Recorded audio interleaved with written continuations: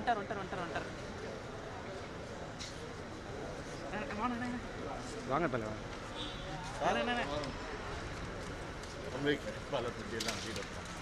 எல்லாம் அதுக்கப்புறம் வரட்டும்.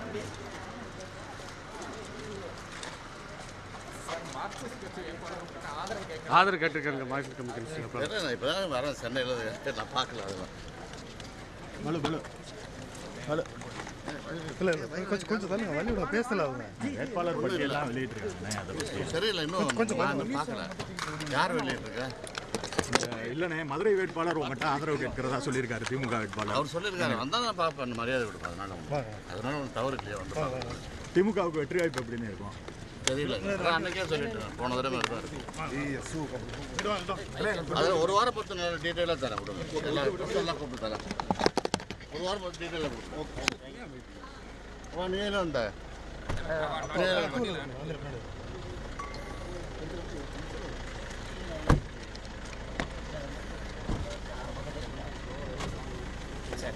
ஒரு வாரம் பொறுமையாக கொடுக்குறேன்.